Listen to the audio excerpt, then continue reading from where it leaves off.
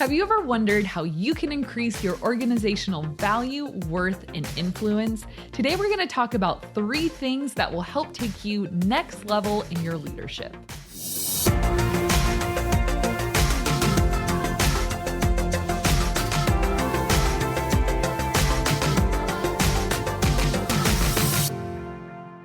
Hey everybody, welcome to the Ministry Coach Podcast, where we bring you weekly tips and tactics to help you fast-track the growth and health of your youth ministry.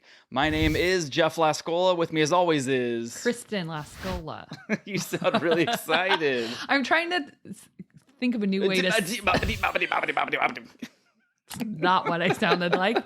I'm trying to think of a new way to say my name. That is the one we're going to not use. This is like trying out different signatures. Yeah. Mrs. Kristen Lascola. Next time I'll have a new way of saying it. A little more excitement, maybe. Well, I always go Kristen Lascola or something like that, but I feel like that's too excited to say your own name. And you're not that excited. I feel like it sounds like, whoa. Whatever. Oh, there you go. All right. Today's topic is heart, hustle. No, heart, hustle, humble. Okay. You just look pretty over there. Be quiet. It is hunger, heart, hustle. 3 H words. Hunger, heart, hustle. Hunger, heart, hustle. Okay. So the reason we're talking about this today is we made a very brief mention of it in the beginning of the episode, 2 episodes ago, on duplicating yourself. Mm-hmm. And we were talking about when you go to hire someone, I said, you're really looking for someone with hunger, heart, and hustle. We could do a whole episode on that. And then we moved on to what we were talking about. And it's like, what is hunger, heart, and hustle? Did we talk about it? I don't remember. No, we didn't. Okay. But Chase Steves, who is our associate pastor, but he also was on our FCA episode, he stopped me at church. He goes, wait. He goes, I was listening to your episode and you said hunger, heart, hustle. And my mind was blown. What did you mean by that? So everybody else, tune out. Chase, Chase, this is for you. Is just Enjoy. For you. And he's like, could you please just do an episode on that? Because you piqued my interest. So I told Jeff, I'm like, well, maybe other people's interest was piqued and maybe we should flesh out what we meant by hunger, heart, and hustle a little bit. Why it's important and how it can be used as a tool for 2 reasons. Number 1, hunger, heart, and hustle has a lot to do with who you may want to hire or who you may want to promote. Because sometimes we have leaders that are awesome and then that one just sticks out and you're like, ooh, I want to put them now in an intern position or directorship position or something like that. The other lens we're going to look at this through is going to be for yourself. And for yourself, meaning within and this episode is going to sound a little unspiritual. But can I just say, when I refer to organization, it's because the church is where you work. It is your job. So we are all pastors. We're well aware that it's very spiritual. And we're going to talk about some of that today. But I don't want you to think I'm business when I keep referring to it as the organization. But especially when you refer to it as that. Because it is our job. This is our place of employment. Okay. So just don't dock me any points for that. I'm well aware. But here's where it comes into play for you personally is if you're looking to increase your organizational value and worth and increase your organizational influence, the hunger, heart, and hustle combo is something that you should be very aware of as you kind of look at your future in ministry to think what do I want to do? Do I want to be considered for other things? Do I want to be considered a big heavy hitter in my organization? Do I want to be considered as a person of influence who can pull some weight, who's asked to do some things? Maybe you're like, no, I don't want to be asked to do anything. I'm totally good. I'm very doing content enough with where I'm at. But what I mean is I'm always looking for opportunities within my organization to say, where else can you guys use me? Do you see some gifts that can benefit me outside of the middle school ministry at our Fallbrook campus. That's what you pay me to do. But where else do I have influence? What else can I do? Where else can I be heard or seen or used or utilized? Because, especially if you've been in it for a while, this is probably maybe resonating with you a little bit of like, yeah, like I'd like to be asked to do things here and there. And maybe today this will give you a shift focus of maybe where you've been putting some of your time and attention. And if you're looking to hire someone, kind of run them through this as you listen. So 2 lenses, but either one will work. So hunger, heart, and hustle. So let's start with the heart. That's not going in order though. Is that okay? Okay, we'll call it heart, hunger, hustle. I just feel like we have to start with the heart. Oh, okay. That's just, if your heart sucks. Yeah, makes sense. Start with the heart. I like that. Dismissed. Right. Okay, so we start with the heart because that's like the core of who you are, right? So what does the heart mean? Obviously, it points to your character, it points to your motives, your overall attitude.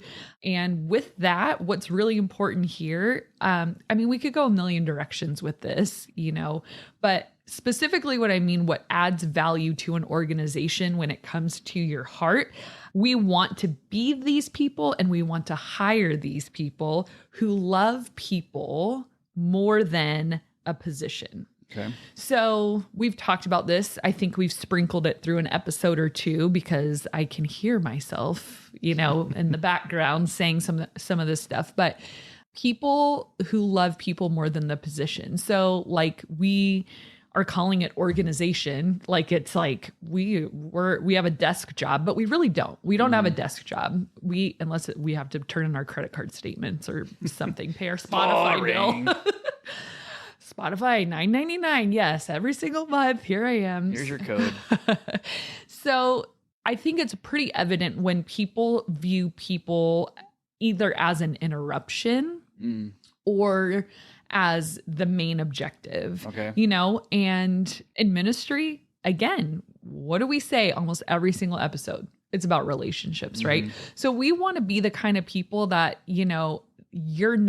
you would never make anyone feel like you were unapproachable because you were just so busy. I got all this stuff to do. It's don't bother me. Right. We don't have desk jobs. So like any person that comes across, now you're doing ministry, whether it's your intern, whether it's someone's kid, whether it's, a person in another department, but people are our job and we have to remember that. And that is a heart issue, loving the Lord, obviously, and having clear fruit of that in your life. It's crazy that this sounds like such a no-brainer, but at the same time, how many pastors have you met, known, or heard about that were doing spiritual work with no spiritual walk? Totally. It's like sad.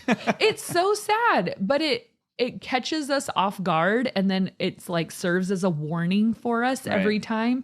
But it's like they didn't wake up one day like the Bible, boring. It was just probably like this slow shift of, their job really did become just a job. Like we're saying, this is the place of your employment. It doesn't necessarily mean you have a thriving relationship with God.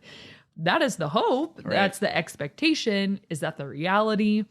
I don't know. And I think sometimes we forget our first love and we just get busy and it's like, well, this is work.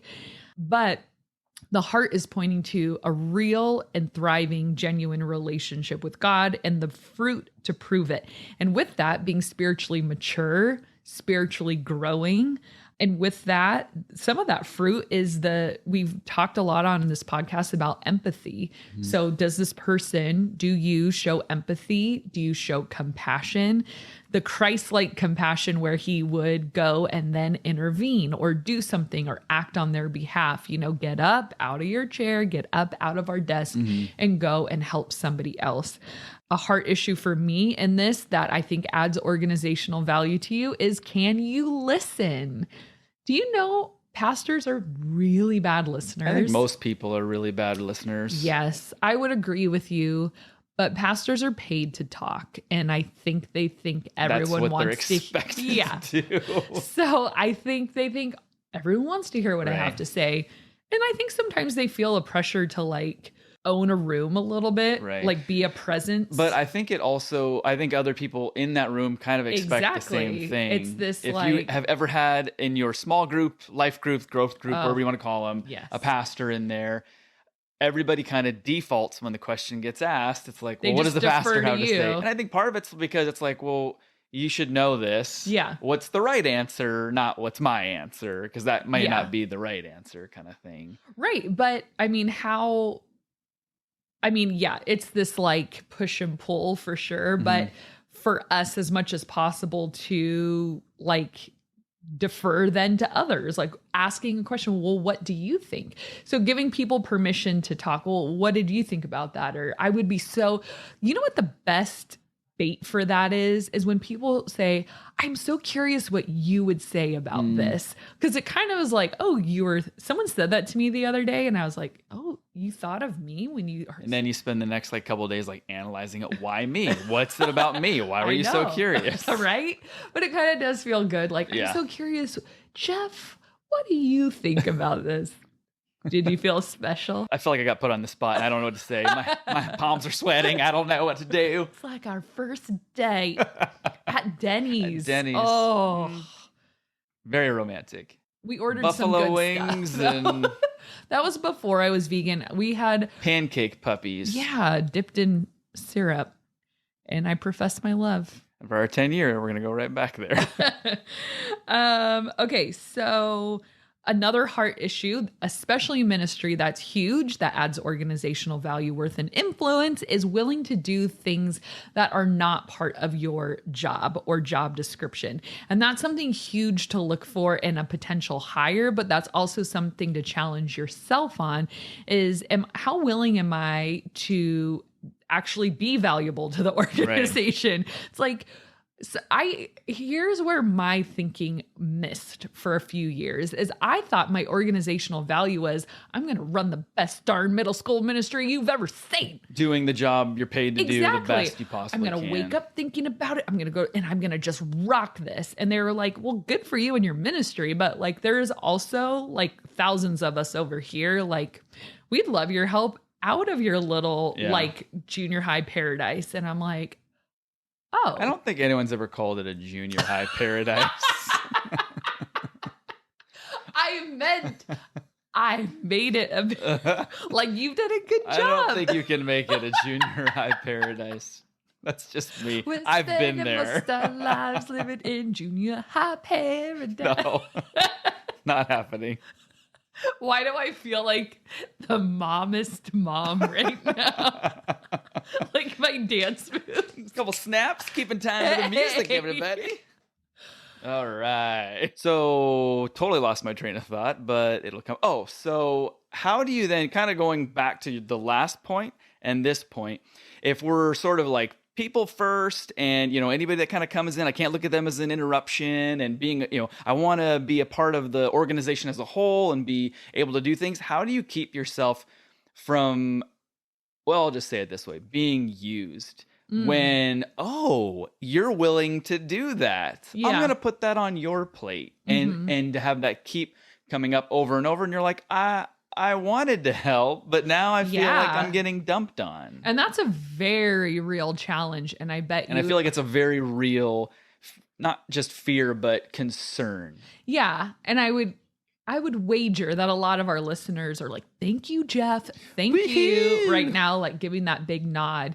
And what I can say to that is if you give people an inch and they take a mile, then what it comes down to is figuring out that healthy boundary.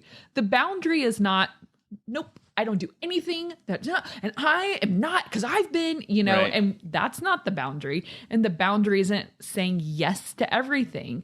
You know, the people always tell you, get good at saying no until you have to say no to them. You know, they don't like that. But I think you can, as you step out of your junior high paradise, it's hard. More and more, I think you can start to figure out how you manage your time, manage your relationships, manage your responsibilities, and also find ways to be out there. So if I don't think you can really figure out that temperature until you jump out a little bit. So if you're like, no, I'm not doing it because they're going to abuse my generosity, you know, maybe there's some unhealth in that organization. If you're like, oh, I totally did that. And, you know, they took advantage of me. So it's going to come down to, okay, well, you're going to have to find the correct boundary line. Like, hey, you know, I can't help you. I can't speak for you this week, but can you give me a date next month? That would be like super helpful for you to have a guest teacher, and I'll put it on my calendar so that I can arrange my stuff ahead of time because I really want to be involved in your ministry. So you can tell them instructions for how I can help you, and this can be harmonious. Or, you know what? I love when I can drum for you, but can I get like a 2-week notice just so I can arrange some stuff with my family? Yeah. You know, and I just think ask for boundaries that help you be a better helper. And I don't think there's anything wrong with that, you know? So does that answer that? It does. Yeah. I think that's a real concern. I think you're right. And I guess it is one of those take each instance as they come, because it's not a blanket, I guess, statement of one size fits all. And it doesn't mean like every single week I have to go down to the children's ministry and be like, can I like sanitize your Legos for you? It's just more that you have. I'm sure that is a need. So it is. But I just think it's like grabbing opportunities that you see that fit in your rhythm. It's not like, oh my gosh, this season I'm drowning. Let me help you. It's like, just be generous when you can and let that reputation start to build itself up. That, you know what, she or he's the kind of person that might be able to help me out. And just building that up over time, not just like, all right, I'm all yours, ready, set, go. So just, you know, use wisdom there. Piggybacking on that, sorry not to interrupt you again, but this is a conversation. Hey, it is. I did know of a person this is talking about somebody who's looking to be promoted, and they were looking to go from I would just say a heavy volunteer, if that's I don't know what the term, what you would use. Heavy? Like, I should probably be getting paid, but I'm not. A very involved volunteer that was kind of up for potentially a promotion or a paid position. And they felt, kind of understandably, that a lot of things were being thrown at them, work that they were having to do. And all of a sudden they kind of took that, well, I'm not getting paid approach, which I know mentally is crossing anybody's mind, especially in a volunteer role. Or if you're like, okay, I'm getting paid to do this, and you're again, like that, heaping it on. But I feel like he lost out on a position because that was kind of an interview in a sense, where it's like some of the things they were asking him to do, that was going to be what he was going to be doing if he had that job. Yeah. I understand his side, feeling like, how long am I going to be a volunteer? And, you know, I'm going to be doing stuff that I'm not paid to do. But it's like, I think you just barely missed out on something that could have been. And you know what? I think that could have very easily, like, and I don't know the whole situation, but very easily have been a conversation of, you know, like, I feel like sometimes we underestimate the value of just honest questions and communication to say, like, you know what? I'm so flattered that you find me capable to do this stuff, and you keep asking, which means I must be doing a good job. And I love that we have this chemistry. I'm just, you know, having a hard time balancing that plus my personal life. You know, where could we meet in the middle so that, like, we're both being mutually benefited here? Because my heart is to serve this church and to serve what's going on. I love what you're doing, but, you know, duty calls with, you know, if it was a legitimate thing, if it was just like, I want to be paid, you know, then it's like, well, if you're just having that attitude, like, yeah, you probably shouldn't be doing as much. You know what? The best line I heard this year, Ryan Sharp, if you're listening, he's the pastor about a half hour north of us at a church called Impact. And he said, guys, okay, let me ask this a different way. What can you do joyfully? And just do that. And they were like, oh, okay, you know, which I thought was awesome. I'm going home. Yeah, look at how happy I am. But I thought that was a great question. And I think what Ryan was saying in that probably to your friend, I would say, well, then what can you do joyfully without like having this little like sand in your gear of every time you're working, you're a little bit bitter at me for asking? Just whatever you can do joyfully, let's start there, you know? And I think that's a great question for all of our volunteers and leaders and students. It's just like, hey, I'm not here. I'm here to invite you in to the work of ministry and the work of service. And it should be a joyful work. If we're like, then like, okay, scale it back. Tell me what you can do joyfully and let's just leave it at that. And you pick up the slack. You're the one who's paid to do it too. So you do have to do it whether you're joyful or not. But yeah, I love that question. I would lead with that. So Okay. Continue. Okay, let's go to hunger. Okay. All right. So hunger. So this is something we want to see in those people that's like, ooh, could I take you next level? Or could I go next level? Do I exhibit that hunger that people want to see? And for me, what I've seen in people that really have the hunger, people that I've been able to promote, is taking learning into their own hands. Like people that are just learners that want to learn, like maybe extracurricular learning, not like I'm taking a pottery class, but more like learning that benefits what we're doing. Right. I'm like, oh, okay, so did you see this Instagram thing? Like, here's what I think we could do with that. So if we use this, and like my old director, Caitlin, she would always bring me stuff. Like she was always learning how to utilize social media in different ways. And she would like bring it to me and we'd try some stuff out and, you know, make these videos, and it was really cool. And she was always learning, or she'd say like, oh, you know what? I have a friend that works at this other church, and, you know, he was telling me what they're doing right now is this, and I don't think that'd work for us, but here's what we could do. What do you think? Well, and she was like, so like, just always like wanting to solve a problem, or it was like a hunger. And here's the opposite of hunger is how I was when I worked at the pizza restaurant. And my theory was, if I don't learn how to do it, I don't have to do it. wow. Can you go da-da-da-da-da? Sorry, I don't know how to do that. Dang. That's I was in high school. Doesn't your dad do that? Oh yeah, he's done that my entire life. Dad, if you're listening, we know what you're doing. It's worked. It's worked for a long time. Oh my gosh. That's where I learned it. Well, he learned how to do his laundry. He was, yeah. Finally, in his 70s. Let's not say he's doing it well, but he is doing his laundry. Okay, so thinking of new and better ways to do things, thinking outside the box. And this is what I was gonna say. You interrupted with your pizza story. The opposite of a hunger is someone who always waits for you to tell them what to do. Yeah. That is someone I will never hire, ever. Because here's the hunger. I know it needs to be done. I'm going to do it. I am a self-starter.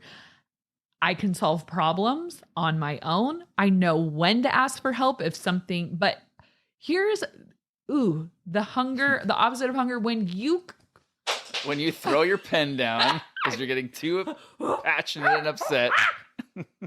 When you are just too lazy to find the answer. Yeah. Like, because there's legitimate questions right. that it's like, oh, I seriously don't know the password to this. Totally. I will help you. But if you're just wanting to like use me as like a human Google search on things, it's like, I type that into Google and right. you would know the answer. Like the hard thing about that though is sometimes you, and this is speaking from somebody, like if you were working for somebody else, if they're not giving you clear direction. Yes. And my personality type is like, I'm a perfectionist. I want it to be done right. And if you're not giving me the full all the information, I'm going to be like, well, I want to do it right, but I don't know exactly how you want me to do it. I might keep coming back with a question after question after question and not be as, well, I'm just going to do it my way, which might be looked at as like, oh, what a great self-starter. He took that initiative and did it. I might default to like, I don't want to screw this up and maybe have to do it several times. Sure. Because I didn't get all the information and sometimes even with that, you think, well, then ask for all the information. But there's people out there that you're like, hey, I had a question about this project, da da da.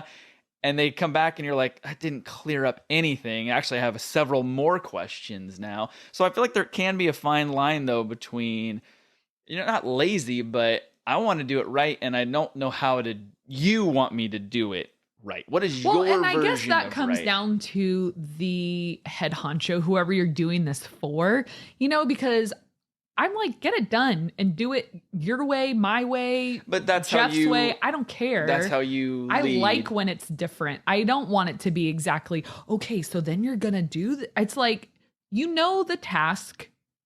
However you decide to complete it is fine. That's not true of a lot of leaders. Maybe not, but and I'm sure there's even stuff on your plate that you'd be like, no, that is not how we do it. Well, okay. So for that stuff, I communicate very clearly. Okay. Or if it turns out wrong, I don't make them redo it because I'm like, I didn't tell you exactly and I'll just fix it later or something. But with things that have to be done precisely, like some kind of standard operating procedure kind of thing, I will walk them through it and they will come back and ask, how do you work the copier again? That's fine. Right. But I'm just saying more like, here's a great example. Hey, you're in charge of the game tonight. We're going to play an outdoor active game. Let me know what you got. I'm going to go sermon prep. Well, should it be boys versus girls?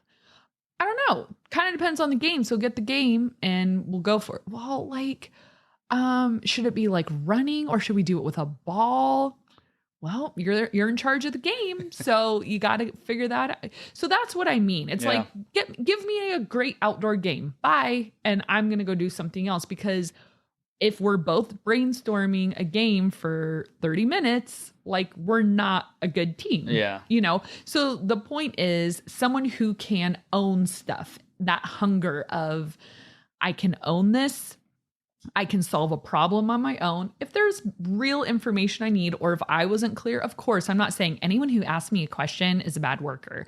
I'm just saying hunger to me is like, dang, you took it and you ran it down all the way to the end of the field. You made a goal. You did a dance. It was great. Home runs for everybody. Woo! Go team. So, and these are people who bring ideas to the table. They don't bring only problems, but they bring solutions. Problems are easy to see. Solutions are a lot harder to come up with. When people do that, I can pick out everything wrong. It's like, okay, great. For those 10 things, do you have any solutions? No. It's exactly. Like, then shut your mouth. Well, then it's like, okay, well, if you're passionate about this problem, I'm going to challenge you to, and we can fix it together. But that just shows, those are just signs of someone who's hungry. I want things to be better and I want it enough to like put some of my own sweat behind it. To me, that's like, oh, you've got this. Like you're in this. Eager to be a part of things that are not necessarily theirs. We kind of talked about that with the heart thing, and not just a task performer or a direction follower. So I think we've kind of hit all of those things. Wants to be stretched, and on a spiritual level wants more of God, someone who's hungry and wants to bring others into that as well. I want more of God. I want deeper worship. I want these kids to understand like how much God, like just someone who's like on this journey with the Lord themselves and is hungry to bring others along on that, not just hungry for themselves of like, I'm going to push and go, but like, come with me. Someone who's saying like, come with me. I want to take you somewhere. That is a leader, man. I want to take you with me on the journey that God has for me. So, and then I feel like the hunger comes through in the what ifs too. Or the what ifs. Like asking that what if question, like, what if we, like, even if it's like a big dream, another one of my favorite quotes, this was Chris Brown.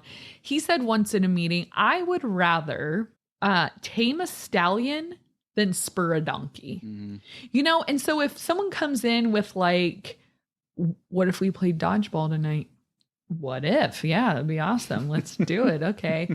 But if someone's like, what if we did, and they come up with some big dream, big plan of like, like let's impact our community and every small group will adopt a different restaurant, and then we'll go in, and then, like they'll do something like we've never done before. And sometimes you'll be like, shoot, I love where your heart's at. I don't know this, and this, but let's take 80% of that and like reformat it to make it work. So all the time I'm looking for someone who is thinking beyond me. If I'm like where the creativity and ideas stop, and it's like, so all you guys do is follow what I say.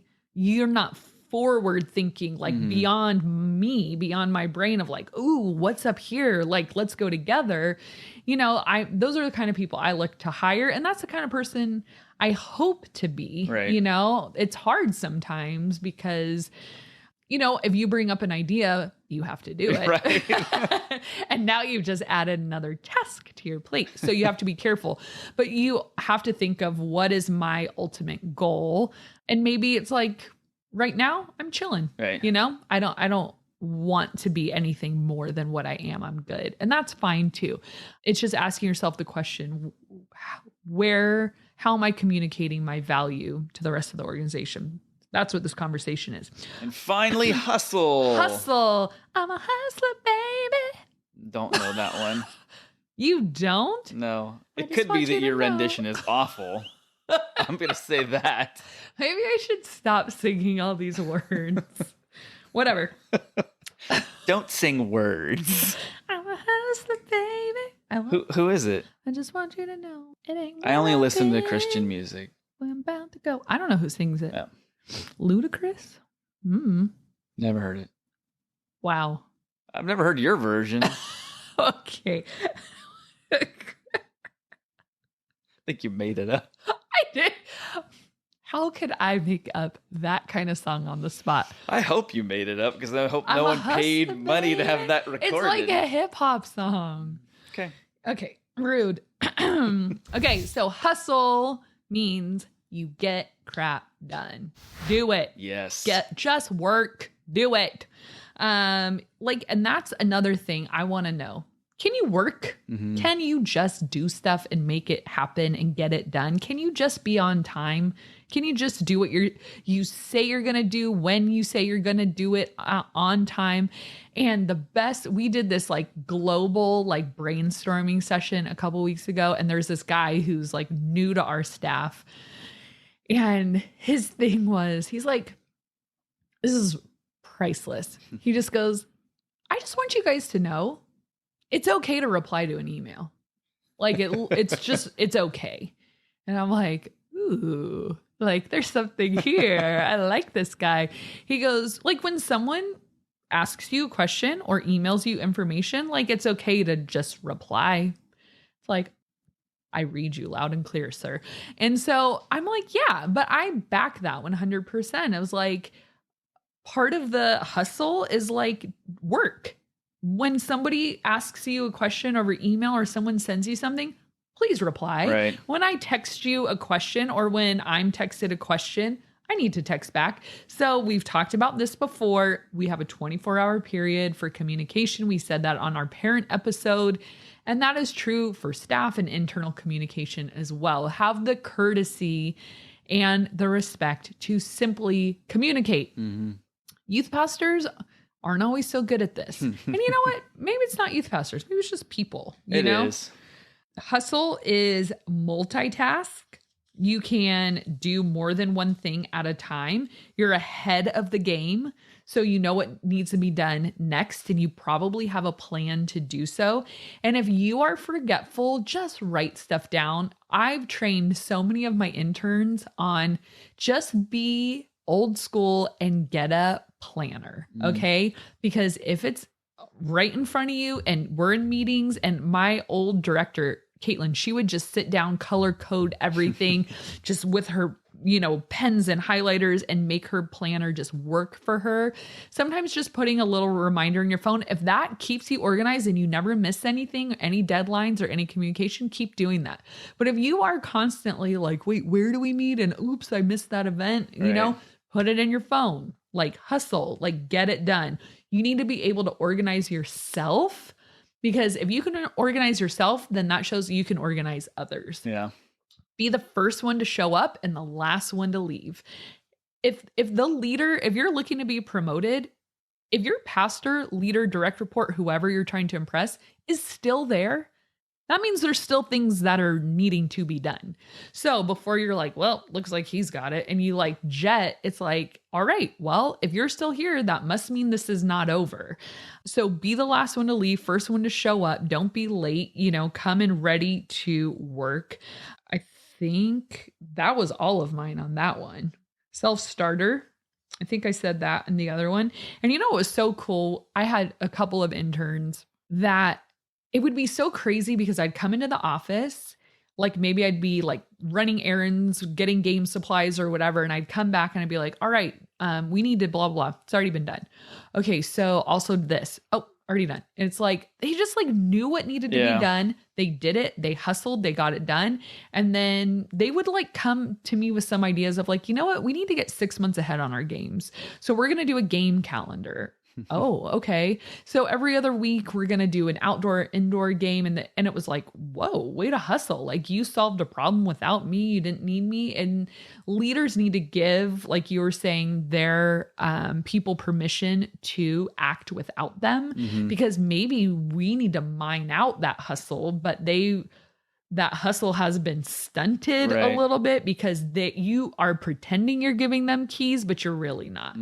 And so we need to be careful of that as leaders too, that we're really giving people the freedom to, yes, solve a problem without me. And I'm not going to fault you for it. I'm going to be like, great. Maybe it wouldn't have been exactly how I would do it, but it doesn't matter. Did it get done? Yes.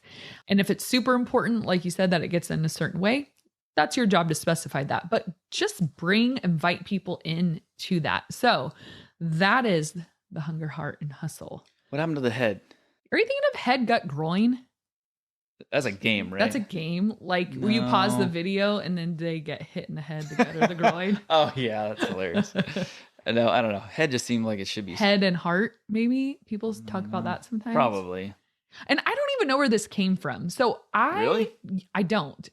So I was taught it at work. So, I mean, I know where it came from, but I don't know. You know where you ripped it off. But I don't know. You don't know where they ripped it off. Yeah. So what I'm assuming is somebody at my church in leadership some point went to or a conference or read a book or something, and then they dripped it in and we hear it and we kind of filter our performance through that now. But I don't really know where they got it. There's a documentary about an 8th grade female basketball coach called Hunger, Heart, and Hustle. I Googled it because I'm like, where did this come from? It was a documentary about a coach. Oh, well. I'm here to break it to you. I came up with it. 2003, it was actually Head, Hunger, Heart, Hustle. The 4 H's of success. It's a book, never got published. All right, you guys, thank you so much for listening, and we will see you next time.